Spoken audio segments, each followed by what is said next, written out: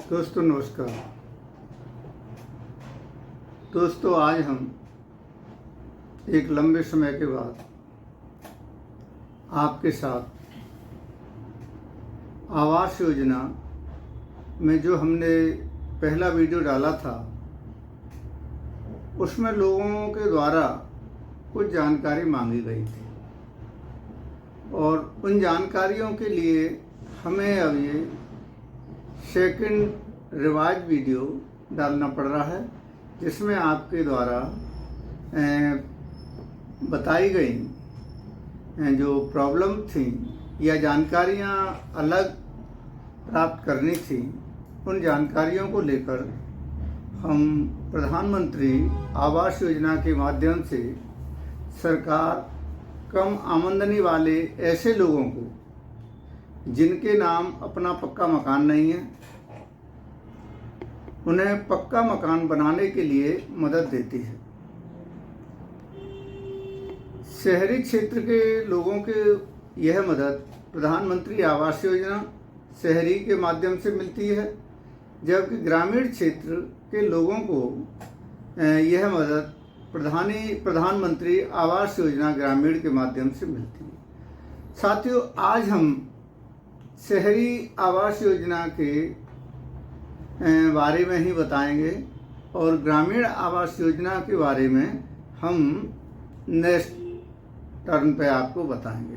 प्रधानमंत्री आवास योजना पक्का मकान बनाने के लिए शहरी क्षेत्र में 2,67,000 तक की सब्सिडी मिलती है और इसमें एक्चुअल में 4 श्रेणी के लोग आते हैं। एक तो ये है स्वस्थान मलिन बस्ती पुनर्वास योजना। जो लोग मलिन बस्तियों में रहते हैं, उनका पुराना घर कच्चा है, उसे तोड़ के बनाना चाहते हैं, या वहाँ पर उनकी ज़मीन है तो उस ज़मीन को बनाना चाहते हैं, तो उन लोगों को उसको पक्का मकान बनाने के लिए सहायता प्राप्त करना। नंबर 2 है क्रेडिट लिंक सब्सिडी, यानी जो आप इस योजना के लिए लोन ले रहे हैं उस लोन पे आपको सब्सिडी सरकार द्वारा प्रदान की जाएगी। नंबर 3 है साझेदारी के माध्यम से किफ़ायती आवास, यानी एक ग्रुप में कुछ लोग मिलकर यदि साझेदारी में मकान बनाते हैं तो उसमें भी इस योजना का लाभ मिलता है। और लाभार्थी के नेतृत्व में व्यक्तिगत घर निर्माण, यानी लाभार्थी अपना प्लॉट लेकर घर बनाना चाहता है तो उसे सस्ती दर की ब्याज पे लोन मिलता है और उसमें 2,67,000 तक की उसे छूट मिलती है लोन में।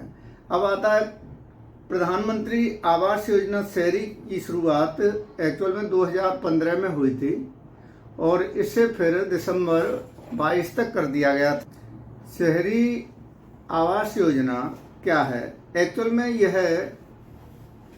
LIG वर्ग के लोग, EWS वर्ग के लोग और MIG 1 और MIG 2, इस प्रकार 4 वर्गों के लोग इसमें लोन ले सकते हैं। और इसके बाद में हम जो बात करेंगे, यह योजना शहरी क्षेत्र के लोगों के लिए ही इस प्रकार की है। ग्रामीण क्षेत्र के लोगों के लिए योजना की अलग श्रेणी है, जैसे हमने आपसे पहले कहा है कि हम इसे बाद में बताएंगे। अब इसमें परिवार के नाम, इस योजना के लिए पात्रता क्या है, किन किन लोगों को पात्र माना गया है? जिस व्यक्ति के परिवार के किसी भी व्यक्ति का शहरी क्षेत्र में मकान नहीं हो। अब प्रश्न उठता है, जैसे लोग कहते हैं कि परिवार में कौन आता है, तो परिवार में पति पत्नी और अविवाहित पुत्र अविवाहित पुत्री, इन लोगों के मकान नहीं होने चाहिए। बाकी के यदि उसके पिता अलग रह रहे हैं, उनका मकान है, तो उनका पुत्र अपनी अलग फैमिली के लिए मकान के लिए मदद प्राप्त कर सकता है और उससे उसके फादर से उसका कोई लिंक नहीं होगा। अब ये किसी अन्य योजना में घर बनाने को पैसा नहीं मिलेगा। जैसे इनके अलावा आप किसी योजना से घर बनाते हो तो आपको इन चारों योजनाओं के अलावा नहीं मिलेगा। अब इसमें एक्चुअल में प्रश्न उठता है कि हम आवास किस तरह से और कितने कितने मीटर में हम बना सकते हैं। तो साथियों, EWS मकान हम बना सकते हैं 30 वर्ग मीटर में, और उसका जो कंस्ट्रक्शन होना चाहिए मैक्सिमम 323 वर्ग फुट होना चाहिए। दूसरी श्रेणी का है LIG 60 वर्ग मीटर का, और उसका निर्मित क्षेत्र 646 वर्ग फुट होना चाहिए। तीसरा MIG 1, इसका 160 वर्ग मीटर और 1722 वर्ग फुट क्षेत्रफल होना चाहिए। और चौथा है हमारा MIG, इसके लिए 200 वर्ग मीटर क्षेत्रफल और उसका निर्माण 1880 उसमें होना चाहिए। अब इस आता है कि संपत्ति पर किसका अधिकार होता है। तो जिस घर में विस्तार या सुधार के लिए आप लोन के लिए आवेदन कर रहे हैं वह आपके या आपकी पत्नी के नाम होना चाहिए। दो चीज़ें हैं साथियों जो हम पहले भी बता चुके हैं कि किसी पुराने मकान के विस्तार के लिए भी आपको लोन मिल सकता है, या उसमें सुधार के लिए भी, या टूटा फूटा है तो उसकी मरम्मत के लिए भी लोन मिल सकता है। और आप संयुक्त रूप से दोनों के नाम से भी ले सकते हैं या पति पत्नी के नाम से ले सकते हैं। EWS या LIG कैटेगरी में आप नई प्रॉपर्टी ले रहे हैं तो स्वामित्व महिला के नाम होना चाहिए। एक्चुअल में महिला सशक्तिकरण के लिए रखा गया है कि उसका स्वामित्व ज़्यादातर है महिलाओं के लिए ही रखा है, लेकिन विशेष परिस्थितियों में पुरुषों को भी दिया जाता है। तो EWS और LIG परिवार की सालाना 6 लाख से अधिक आय नहीं होनी चाहिए। यदि 6 लाख से अधिक आय है तो उसे EWS मकान नहीं मिलेगा, और फिर उसे उसका LIG मकान के लिए वो इंटाइटल है। तो और LIG के लिए 6 लाख की इनकम, और MIG के लिए 12 लाख की MIG 1 के लिए, और MIG 2 के लिए 18 लाख की इनकम के होने पर ही उन्हीं लोगों को पात्र माना जाएगा और उन्हें इस छूट का लाभ मिलेगा। इसमें साथियों पति या पत्नी कोई भी आवेदन कर सकता है। वैसे विशेषकर महिलाओं को ही करना चाहिए क्योंकि महिलाओं को इसका लाभ ज़्यादा मिलता है। अब साथियों एक चीज़ आती है कि बैंक लोन और ब्याज संबंधी नियम क्या हैं। अक्सर लोग हमसे पूछते हैं। तो साथियों अधिकतम जो लोन है वो 12 लाख तक के लोन पर सब्सिडी, जो लोन की इंटरेस्ट रेट में छूट है वो 12 लाख तक के लोन पर मिल सकती है, और LIG कैटेगरी वालों को 6 लाख तक के लोन पर मिल सकती है। MIG 1 वाले को 9 लाख तक मिल सकती है, और MIG वालों के 12 लाख रुपए तक मिल सकती है। तो इस तरह से ये हमारी सब्सिडी जो हुई, इसकी रेट ऑफ इंटरेस्ट में जो छूट मिलेगी वो EWS वाले को 6.5% की अतिरिक्त छूट मिलेगी ब्याज में, और LIG वाले को भी 6.5% की मिलेगी, लेकिन उसके बाद MIG 1 वाले को 4% की, और MIG सेकंड वाले को 3% की ब्याज में छूट मिलेगी। इसके बाद में अब आता है साथियों कि इस लोन की अवधि क्या होगी। लोगों के द्वारा अक्सर पूछा जाता है कि ये लोन कब तक चुकाना है। तो इसकी मैक्सिमम अवधि 20 साल होगी, और 20 साल के बाद या 30 साल तक चुकाते हो तो 10 वर्षों में जो छूट मिल रही है आपको लोन के, उसमें वो छूट इंटरेस्ट की नहीं मिलेगी। इंटरेस्ट की छूट 20 साल तक के लोन में ही मिलेगी, 20 साल के बाद के लोन में छूट नहीं मिलेगी। अब ऑनलाइन EMI की गणना होगी। अपने आप ही आप बैंक में जाएंगे, संबंधित बैंक में, और वो बैंक आपको समस्त जानकारी उपलब्ध करा देगी और इस योजना के लिए साथियों आप 31 दिसंबर 24 तक आवेदन कर सकते हैं और इसके बाद में इस योजना को अप्लाई नहीं करेंगे। तो 24 से पहले जिन लोगों को अपने अफोर्डेबल हाउस के लिए लोन लेना है वो इसे कर दें। अब प्रश्न आता है कि हम आवेदन कहाँ करें। तो प्रधानमंत्री आवास योजना के तहत सब्सिडी वाले लोन के लिए आप निम्नलिखित में से किसी एक तरीके से उसके लिए अप्लाई कर सकते हैं। यानी एक तो प्रधानमंत्री आवास योजना की वेबसाइट है, आप वहाँ जाएंगे https://pmaymis.government.in पर आप जाकर आवेदन कर सकते हैं और या फिर होम पेज पर जाके सिटीजन असेसमेंट टैब में क्लिक करके भी उसको अप्लाई कर सकते हैं। और ऑनलाइन अप्लाई करने के लिए यदि आप जाएंगे तो अपना आधार नंबर वगैरह डाल के अन्य साइटों पर भी अप्लाई जो भी पीएम के लिए बनी हैं उन पर कर सकते हैं।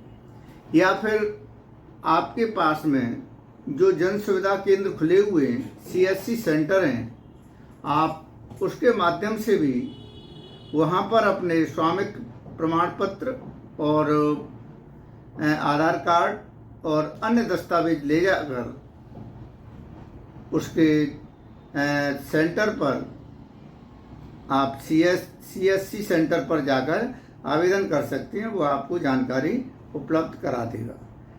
अब बैंक शाखा की वेबसाइट की मदद से भी आप कुछ बैंकें हैं जिन बैंकों की वेबसाइट की शाखा से भी आप होम लोन अप्लाई कर सकते हो। इसमें ये बैंकें हैं SBI, PNB, BOB, ICI, HDFC, axis bank. अब रूरल बैंकें हैं जो कोऑपरेटिव बैंकें हैं उनमें भी आरआरबी बैंक हैं जो रूरल में, और जो प्राइमरी लैंडिंग इंस्टीट्यूट हैं पीएलआई उनके सेंटरों पर भी आप कर सकते हैं। स्टेट कोऑपरेटिव बैंक्स जो उत्तर प्रदेश कोऑपरेटिव बैंक या किसी भी स्टेट की कोऑपरेटिव बैंक है अपने उसकी साइट पर आप जाकर, या अर्बन कोऑपरेटिव बैंक की साइट पर जाकर, या स्मॉल फाइनेंस बैंक जो आरबीआई से अप्रूव्ड हैं उनकी साइट पर जाकर भी आप उसे अप्लाई कर सकते हो लोन के लिए और आप वहां से पूरी जानकारी हासिल कर सकते हो। अब साथियों आता है कि आप एप्लीकेशन आईडी कैसे चेक कर सकते हैं। तो प्रधानमंत्री आवास योजना के तहत लोन के लिए जिस बैंक या हाउसिंग कंपनी के पास एप्लीकेशन जमा करेंगे वहां से आपको एक एप्लीकेशन आईडी नंबर मिलेगा। इस आईडी नंबर की मदद से आप अपने लोन का स्टेटस चेक कर सकते हैं कि हमारे लोन की क्या स्थिति है, और आपके मोबाइल पर वैसे एसएमएस भी बार बार उनके द्वारा भेजा जाएगा और उसके बाद में आप उसे जानकारी लेते रहेंगे। और इसी तरह से उसके लिए जो मंजूरी मिल जाती है आपको सब्सिडी के लिए, तो सेंट्रल नोडल एजेंसी आपको मंजूरी देती है। और ये 3 नोडल एजेंसियां जो रखी गई हैं उन नोडल एजेंसियों पर भी आप जानकारी कर सकते हैं। एक तो नेशनल हाउसिंग बैंक, एक housing and urban development corporation bank हुडको जो जिसका आपने नाम सुना होगा, एक स्टेट बैंक ऑफ इंडिया। ये 3 नोडल एजेंसियां हैं। इन एजेंसियों के द्वारा आप उसकी जानकारी कर सकते हैं कि हमारे लोन की पोजीशन क्या है। सेंट्रल नोडल एजेंसी आपके आवेदन को क्रॉस चेक करती है और उसे सही पाए जाने पर सरकार से राशि प्राप्त करने के लिए सरकार के पास प्रक्रिया के लिए भेज देती है, और राशि मिलने पर आपके लोन को पास कर दिया जाता है। और सारी प्रक्रिया पूरी होने में 2 से 4 महीने लग जाते हैं और इतने टाइम के बाद में आपके लोन की प्रक्रिया पूरी हो जाएगी। अब आती है कि हम जो लोन की डेट है वो तो हमने बताई थी कि अब 2024 हो गई है और 2024 तक हम अभी कर सकते हैं। अब प्रधानमंत्री शहरी नियमों की ये जानकारी है। इसके अलावा भी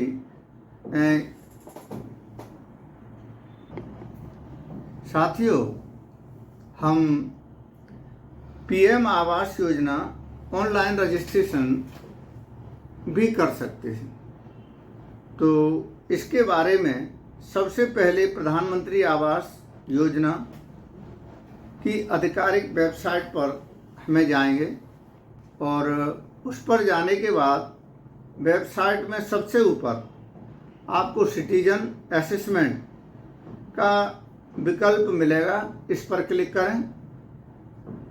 यहाँ आपको एक विकल्प मिलेंगे, आप अपने ठहरने के अनुसार विकल्प का चयन करें। इसके बाद आपका आधार नंबर भरना है और चेक पर क्लिक करना है। इसके बाद एक ऑनलाइन फॉर्म खुल जाएगा और इस फॉर्म